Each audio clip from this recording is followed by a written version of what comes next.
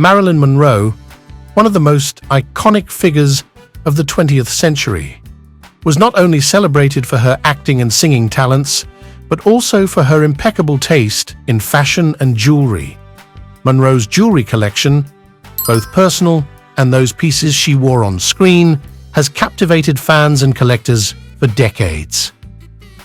Do you remember Marilyn Monroe's fabulous performance in the 1953 musical comedy film Gentlemen Prefer Blondes? These rocks don't lose their shape. Diamonds are a girl's best friend.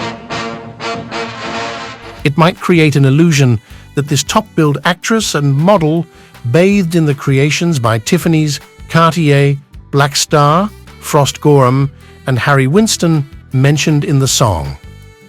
Surprisingly, quite the opposite. Monroe was known for her penchant for costume jewelry, rhinestones, beads, and the like. Even in this scene, the actress was wearing paste diamonds. Let's see whether simple beads and colorful rhinestones are any worse than high-end diamonds when worn by one of the most popular sex symbols of the 1950s and early 1960s, Marilyn Monroe. Despite her successful career and fame, Marilyn had a modest personal jewelry collection. Monroe wasn't prone to buying numerous notable items for herself. It seems she didn't clutch her jewelry like Uncle Scrooge, his cash. She bequeathed all her jewelry to acting coach Lee Strasberg, even the piece the Emperor of Japan gave her as a present.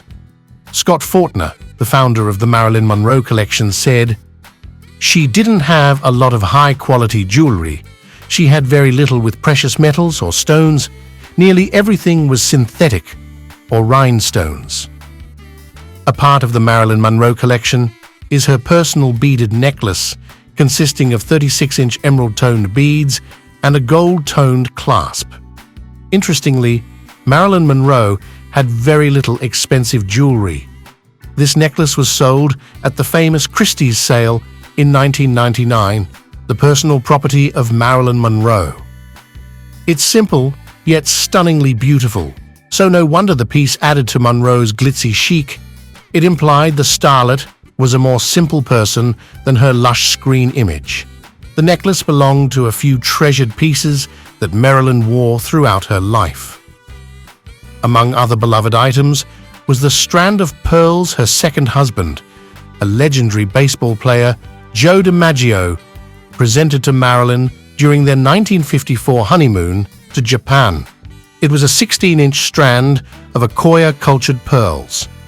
The Akoya pearl oyster is a species of marine bivalve mollusk in the family of pearl oysters. There is a legend behind this valuable gift, saying that the Emperor of Japan gifted the pearls to DiMaggio, and records claim he purchased the 44 pearls from Mikimoto. Marilyn frequently wore the pearls despite her short marriage, which lasted only 9 months. She said the Akoya pearls reminded her of happier times. Later, she gifted the valuable strand of Mikimoto pearls to Paula Strasberg, the wife of her acting coach and mentor, Lee Strasberg. Marilyn and Joe DiMaggio's the engagement ring was the platinum ring with 36 baguette-cut diamonds, featured an eternity band. Designed so it's sometimes called the eternity band. The eternity ring, a precious metal band set with a continuous line of identical gemstones, represents eternal love, making it the perfect choice as an engagement ring. Joe has proposed to Marilyn on the spur of the moment without an engagement ring in his hand. Interestingly, the actress was believed to be wearing another ring at her courthouse wedding in San Francisco in 1954. DiMaggio gave his fiancée a band at the courthouse on their wedding day. This engagement ring was sold for a hefty $772,500 at the Christie's auction in 1999. Then, the piece was missing one diamond, which didn't prevent the buyer from such a generous investment. The collector Scott Fortner claimed this original engagement ring might have been a DiMaggio family heirloom that was used as a placeholder for the wedding day. Its current location is unknown. Unfortunately, it happens that something's wrong and love is gone. No diamond ring could tie Marilyn to DiMaggio anymore. Soon, she received another wedding ring from the playwright Arthur Miller in New York in 1956. This 22-carat gold wedding ring once belonged to his mother, Augusta. This wedding ring was a plan B. Arthur had ordered another ring from Cartier for Marilyn, but the jewelry didn't arrive in time. Now, we'll observe an occasional gem in the actress's life. The largest piece she wore in her lifetime, the Moon of Baroda. This spectacular 24-carat yellow pear-shaped diamond was unearthed in India between the 15th and 17th centuries. Marilyn wore it on her press tour for Gentlemen Prefer Blondes. It wasn't a gift, just a lend. Later, the Moon of Baroda was publicly displayed at the exhibition Diamond Divas by the Antwerp World Diamond Center in 2008. In 2012, a Japanese management consultant residing in the USA came to the Japanese antique appraisal television show Nandemo Kanteiden. He claimed he had the Moon of Baroda. According to the Japanese diamond expert, Mr. Honma, it was true. He authenticated the diamond and appraised it at 100 million yen. Rumors say that the jewelry can bring bad luck to its owners.